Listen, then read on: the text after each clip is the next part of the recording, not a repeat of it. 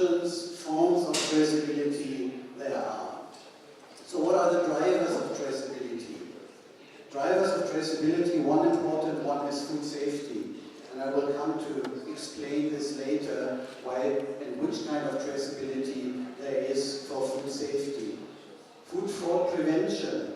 This is what we normally think in the organic sector about how do we prevent fraud from happening in the system. There are also marketing claims like geographic origin that want to show their traceability and want to make clear to the consumer that the product really comes from this geographic region. You know, the Parma ham, you know, the champagne, you know, Darjeeling tea, these are all geographic indications and they have to come from a specific area or have to be processed with traditional methods. So the consumer wants to know this. And then there are a lot of sustainability claims, other standards like the Marine Stewardship Council, like Fair Trade, like Rainforest Alliance or UTZ or whoever, and you also see here, where is this pointer? Oh, okay, here the organic seal or the USDA organic seal, and you can put all the others there as well, or non-GMO, whatever it is. And they all have standards and they all have a system of auditing or certification and issuing certificates. So with these certificates, from one step to another, people think, yeah, the system is traceable, but only part of that is traceable. So what is the traceability definition? You can go to Wikipedia, and Wikipedia is just saying traceability is the capability to trace something. Okay, not very clever. There is another definition which is more technical and scientific definition, saying traceability is the ability to access any or all information relating to that which is under consideration throughout the entire life cycle by means of recorded identification. Now your brain starts to digest this sentence. It's quite a complex sentence, but it's saying you have to, if you look at traceability, there are some properties of a product that you want to trace that are described, and you look into the whole life cycle of the product, and so on and so on. So this is a definition that is much better than just to say traceability is the capability to trace something.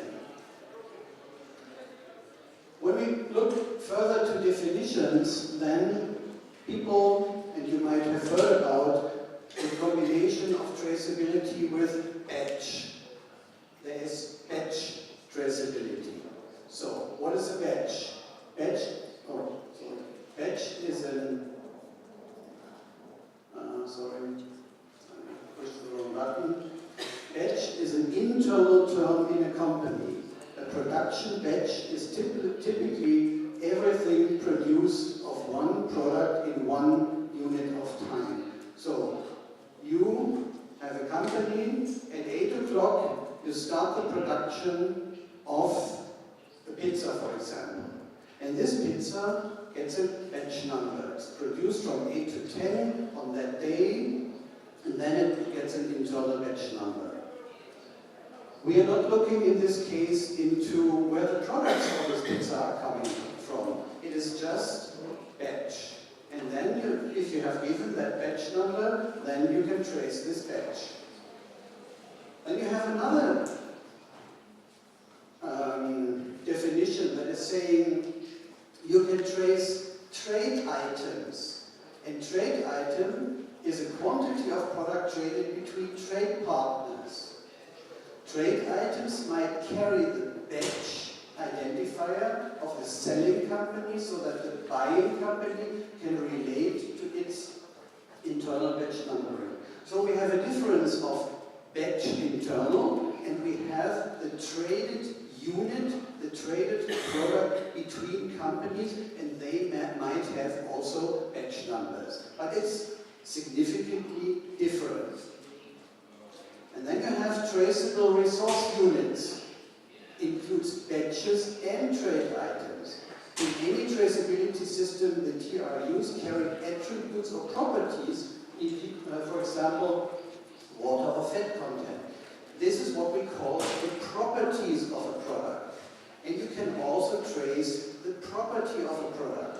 In food safety issues, it is very important, for example, that you can trace the temperature in a cooling system, minus 30 degrees, for example. And you would trace that throughout the traceability, throughout the system, the product is going from production to the market, that the temperature of this product has always been as defined. This is what we call a property. So we have to be clear and we have to know what do we trace. Are we talking about batch? Are we talking about a trade item? Or are we talking about properties or attributes of a product that is describing the product? Now let's look into something else which is also quite often confused. Traceability and chain of custody. And people are talking about chain of custody traceability. But there's a difference. Traceability means that the received trade unit may be split, joined, or merged into batches and back to trade units when sold under the condition that everything you do is documented and thus traceable. It's just referring to the trade item, you split it, you recombine it, you process it, but you follow the batch, the trade item through, that's traceability. A chain of custody means that one particular attribute is of relevance. For example, organic or fair trade, or an origin, while all other attributes are of less or no importance. So you're not looking at the quality of the product, you're not looking at the food safety, you're not looking at whatever, you're just saying, I want to know that the product is organic.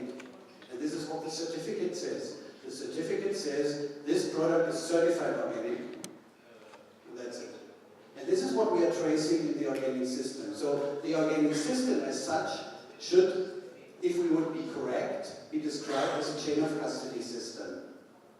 You can only buy, if you are certified, from a certified company. And from you, only companies will buy if you are certified.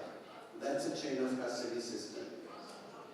And then, of course, you can combine this chain of custody system with the traceability, and you can there are all kinds of combinations. I just wanted to make you aware that when you talk about traceability in future, I hope that you first think, oh, that was Gerald in Ukraine, and he was speaking. What I'm talking about? Do I talk batch, trade unit, chain of custody? What is my traceability system that I'm talking about? There are mechanisms, and now it gets more into details. How do you apply traceability, and what kind of mechanisms there are? There's supply chain mapping, there's mass balancing, there's batch traceability, and then there's book and claim systems. Book and claim. Також і системи бронювання та забору чи відбирання продукції. Крім того, є інші. Segregation.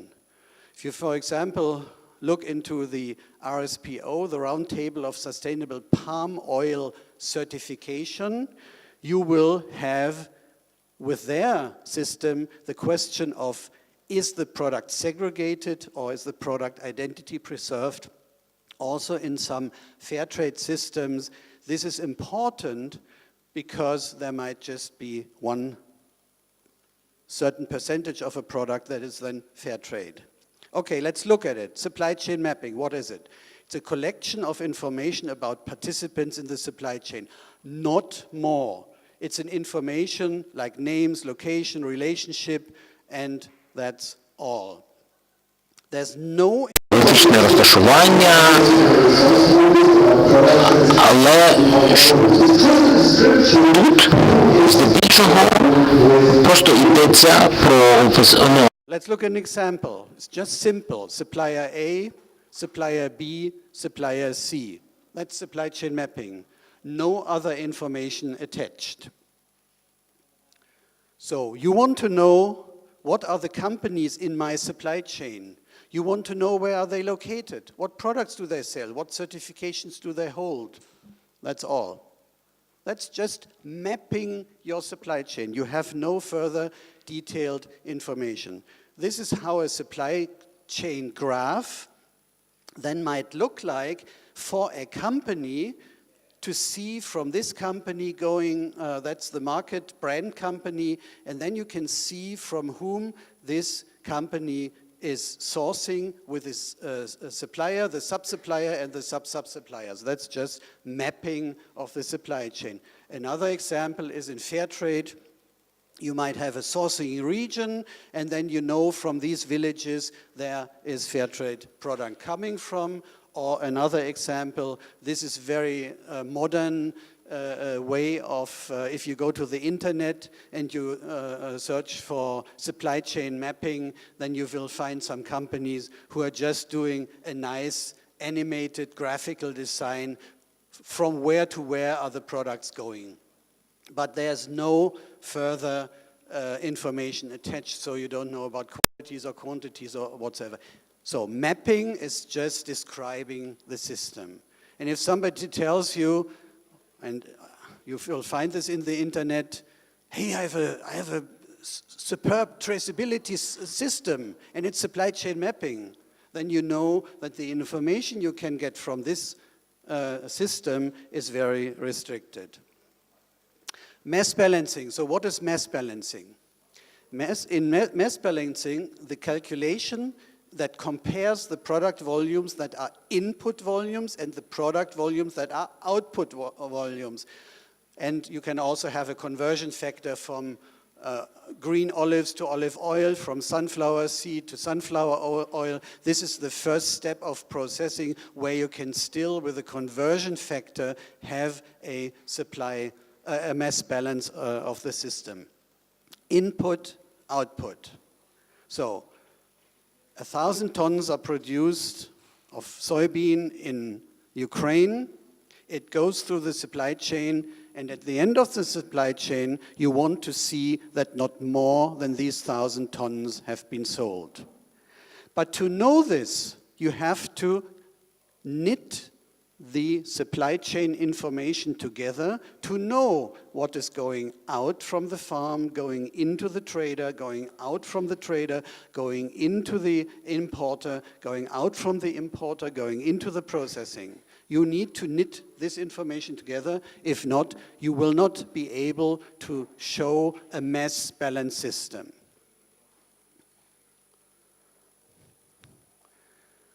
So, for example, mass balancing, there are several approaches to it. If you look, for example, in fair trade, there are different systems where you have a production of certified cacao and cacao without certification. It might even be from the same groups. Then the cacao is processed both together, the certified and the non-certified, and then you have an output of both. It's just what's going in is going out, what's going in is going out, but in this case, it's a non-segregated product because the processing is together. You might think this is silly, why do you do this? In palm oil, for example, this is a very common system. It is just that you sell not the identity of the product that is certified, but you sell the product volume that was available from the beginning and then can also be sold in the market. While in most cases, and in the case of the organic system, you have segregated supply chains, meaning what's certified goes through a separated processing and the mass balance should be equal and also for the non-certified. But even there, you have to be careful and ask, what kind of traceability mass balance system do you have? Is it segregation or is it not segregated?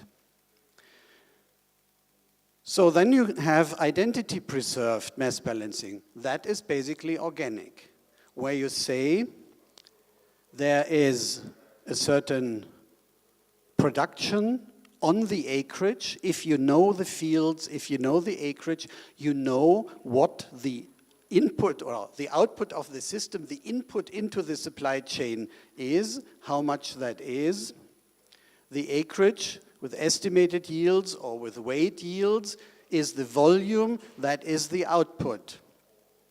Or in the case of, I mentioned this, the conversion factor, then the expected output might be oil, so the volume reduces, but you know why the volume was reduced because of this processing factor. And then you can establish the mass balance in such system. So why would you have a mass balance system and not, where I'm coming to in the next step, batch traceability? Why would you want a mass balance mechanism? Because it's relatively simple, and the purpose of a mass balance system is to safeguard integrity, which means you want to know 1,000 tons are produced organically, and only 1,000 tons are then sold. You don't want to have 1,000 tons produced, another 1,000 tons pushed into the trade stream, and then at the end you sell 2,000 tons, which is called fraud. And this is what happens every day. Double certification, conventional product is pushed into the organic chain, and you just have a paper certificate. How do you know? If somebody selling to you is showing his or her certificate, how do you know that the volume is not already sold to another one? And you don't know it. And how shall the certifier know? They also don't know. This is why you would want a mass balance system to maintain integrity. You have the input-output balance per operator, and compared to batch traceability is much easier to implement. And you will understand when we look into batch traceability why the mass balance system is much easier. So this is a solution from our system where you can see in real time that the supply chain has a certification status from the certification, and it has a status of the integrity of the product. And in this way, the mass balance, the product flow, can be shown in real time whether it's reasonable or not, or whether there are problems. Here, yellow and red, there are some problems. Just to show you an application of a mass balance system. So coming to batch traceability. So what is batch traceability? Batch traceability is a record-keeping system that groups product into traceable resource units. You remember a traceable resource unit is batches and trade units. It has a mechanism for identifying these traceable resource units, a mechanism for documenting connections between these traceable units, transformations, processing, manufacturing, and it records all the attributes of the TRUs which you want to trace. So this means it is not just a mass balance, but here we look into the batches and properties of these batches, and then we try to follow this through the supply chain. There are two systems. There's internal batch traceability, and there is supply chain batch traceability. Internal traceability, internal traceability is quite what most companies are doing. They have an ERP system like SAP or whatever. They record what is coming in to the company from those who are the suppliers. Then you look into your own production, and for each of the transactions, you have a code that is the batch that allows you to trace the batch that you are producing internally in your company, and then the product goes out. Easy. You do it internally. You have full control. You don't care what others have done before. You don't care what others are doing after. It is just for you, for food safety reasons. And this is in external batch traceability, in supply chain batch traceability, that's a little bit more complex because you have the raw material, then you have the first processor, then you have the second processor, you have a manufacturer, packaging, for example, and then you have the retailer. Now, the retailer, here's a problem with the product. Then the retailer wants to know from his manufacturer where did the product come from and where might have been the problem in the supply chain. And this is where you have to connect the company internal batch numbers with the next level. That means that all the batches and with the batch numbers, you need to communicate the batch number to the next level, that the next level integrates your batch numbers into their own internal batch numbering system, because they have a different system, they have different numbers, and then they sell it with their own batch number. The next level will do the same. So through a batch traceability system, it's a highly complex process, and if only one of those is not playing along and is saying, I'm not interested in your batch number system, this whole system fails. So when you think about organic supply chains, global supply chains, and the complexity, just forget to establish a batch traceability system. It's highly complex. And the likelihood that you will fail, that you have an ingredient that you cannot trace because you don't get a batch number, is high. So batch traceability on a global level or in complex supply chains is very demanding, while mass balance is simple. Volume in, volume out. You don't look into the details. And the reason for batch traceability, is therefore also another, or the distributed ledger technology. A ledger is nothing else than a record-keeping book.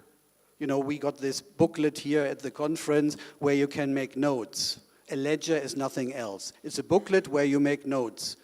A bank had ledgers in earlier times.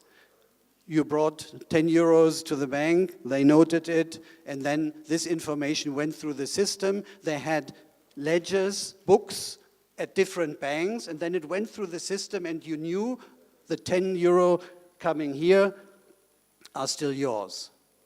And a blockchain is nothing else. It's a distributed notebook, so to say. Then there are tools using Internet of Things application, IoT, that's, I will explain a little bit, remote sensing technology and geographic information systems.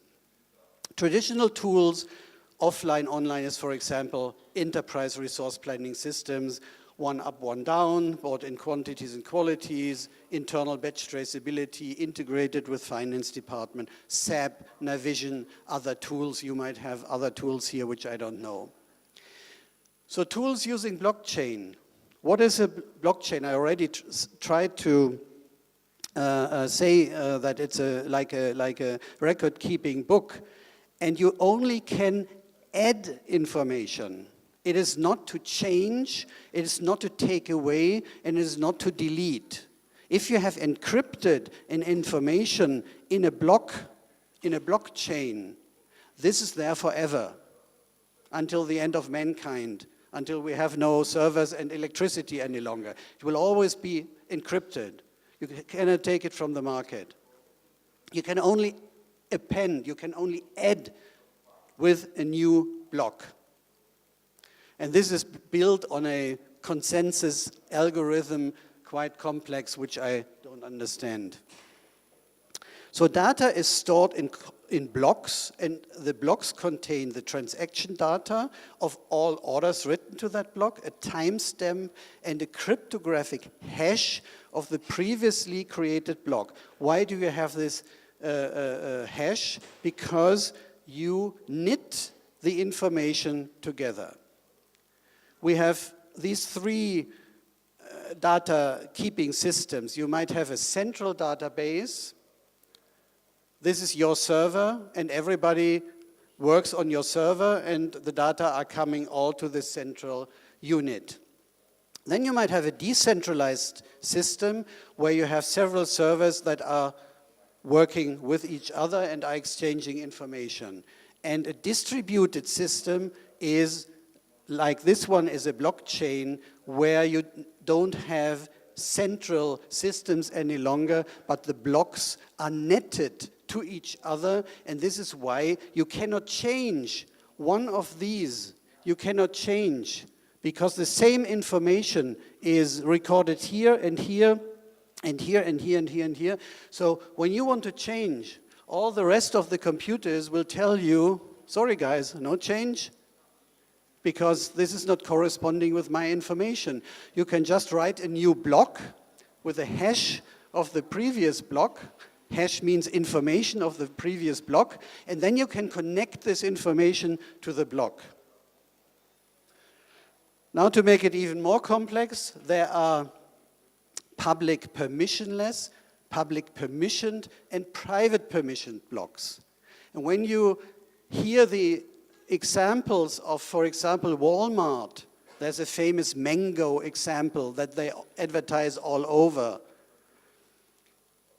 It just means that this is an internal system that they created within their company. It's not a public system.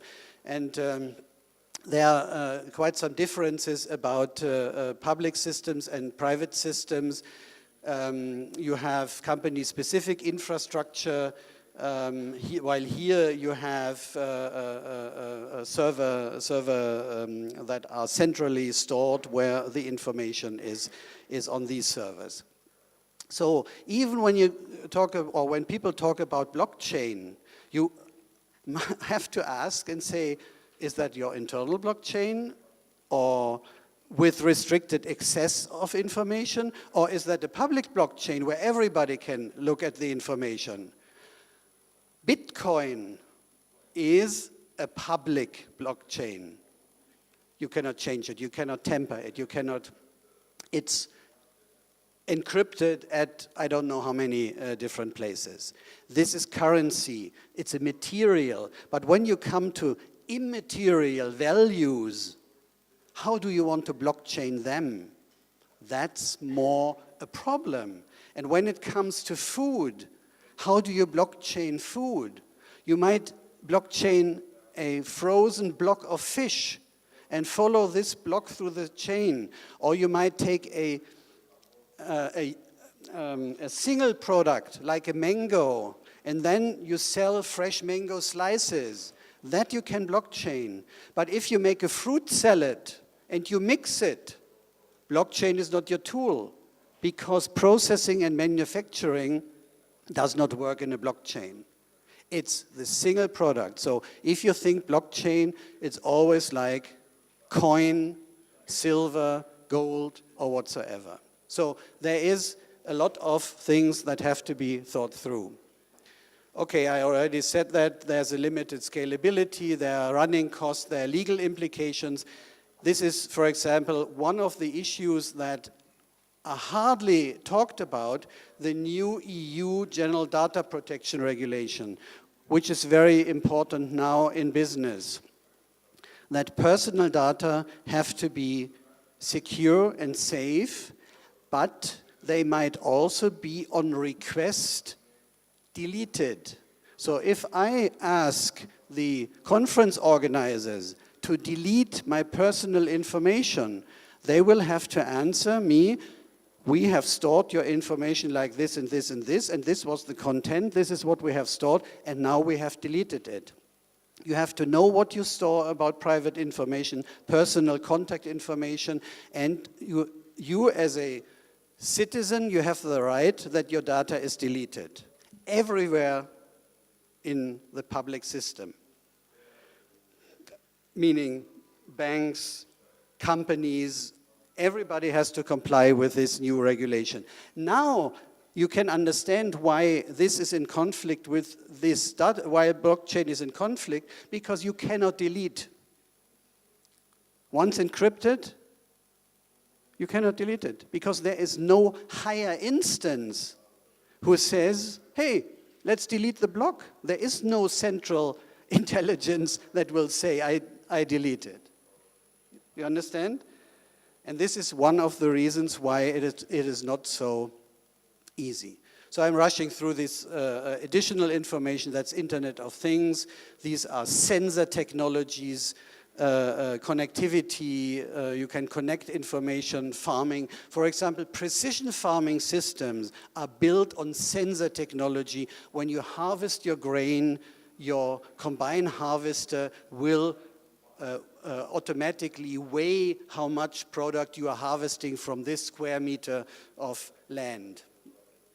You have remote sensing, there is satellite activities, vegetative, land surface, temperatures, clouds, water, and so on, that's satellite, and then you can bring this together in geographic information systems where you combine sensor technology and satellite technology and so on. So this is the paper-based system that is still in use. There's an inspector coming to the field. There's a hand crafted map. And today, this is on satellite, Internet of Things. You might have a geo tracker. You can have in wild collection, you know what your wild collection area is. You might have augmented reality and drones that are added to the system. This is the next level of technology that can be added to a traceability system, can be added to a certification system, can be added to a mass balance system to really have a proof of the land. Is this hectare or the 10 or 100 hectares, are they really there? Are they existing, or are they just drawn on a map and everybody believes it? This is to avoid fraud and put out fraud from the system. Okay, I will skip this just to show you that blockchain is relevant for batch traceability and the traceable resource units, but it is not relevant for mass balancing. Gerald? You should book your ticket, that's why you have to come to the end. So what is the best tool to summarize? It depends. It depends on the objective of the traceability effort, on the supply chain model, on the selected traceability mechanism, on the project scope and project partner. So you need to dig deep and don't let the hype get you just by somebody telling you it is blockchain or something else. Look at it. What do you want? What is your target? Thank you.